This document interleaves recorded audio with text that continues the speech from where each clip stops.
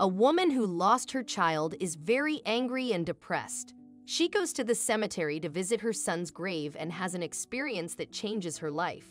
Elizabeth screamed and threw the pan full of stew across the kitchen and against the wall. The rich sauce, potatoes, carrots, and peas splattered everywhere, but Elizabeth didn't care. She let herself fold down onto the kitchen floor and wrapped her arms around her knees. She heard the distant sound of someone keening like a wounded animal and realized it was her own voice. If Elizabeth could describe her feelings, she would scream out her anger, pain, and outrage. That anger and that pain consumed her. She couldn't turn away from it. Even the pills the doctor prescribed after the funeral didn't help. They just wrapped her up in a dense fog that seemed to sharpen her anger as she fumbled for the pain. "My son is dead," Elizabeth kept screaming at whoever approached her. She had a right to her anger, her agony. Not feeling was denying her loss, and she could never deny Danny. Open your heart to miracles, because we all need them. Danny was 6, and he would never grow older. He would never go to high school or college. He'd never marry or have children. He had been stolen from Elizabeth in a single second.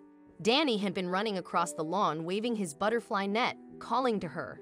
Then he just fell in a tiny heap on that green lawn. Just like that, he was gone.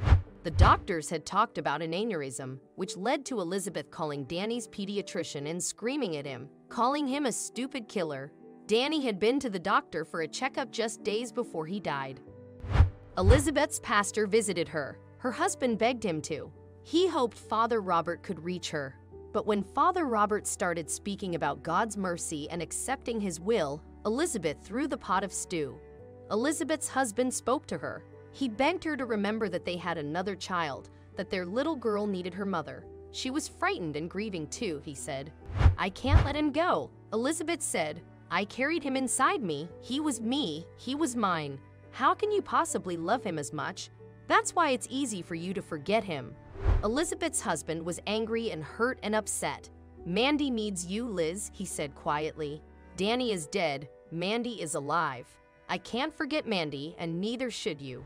Elizabeth was furious. How dare her husband accuse her of forgetting her daughter? She loved Mandy, but she needed to keep Danny alive. She couldn't think of her boy in the formless darkness of death. Why couldn't anyone understand? Elizabeth stormed out and got into her car. She drove to the only place that offered her solace, the cemetery and Danny's grave. She knelt by his grave and whispered his name. "Why?" she asked. "Why? Why?" She laid her cheek against the stone and let the tears flow. "I don't understand why. Please, Danny. Please, baby boy. Mommy needs you so much." She sobbed. "How can you be gone when I love you so much? Why did you go? Where are you?" Elizabeth knew that there were no answers, and the pain expanded and seemed to take over her whole body. Then she heard Danny's voice. "Mommy? Turn around, Mommy." Elizabeth looked up, her face streaked with tears. "Danny?" she gasped. She turned, but there was no one there, no Danny. But what there was a butterfly, and it floated in the air above her like a descending angel. Then Elizabeth saw another butterfly and another.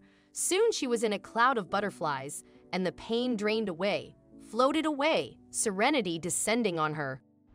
The butterflies vanished, but the serenity remained. The quiet blessing eased Elizabeth's heart. She knew then that Danny was all right, that he was with her. Danny might be gone, but his love would be with her for as long as she lived. Elizabeth promised Danny in her heart that she would take that love and pour it into the rest of her life. That day, Elizabeth went home and put her arms around her husband. "I'm sorry," she whispered. "I know you love and miss Danny too. Forgive me."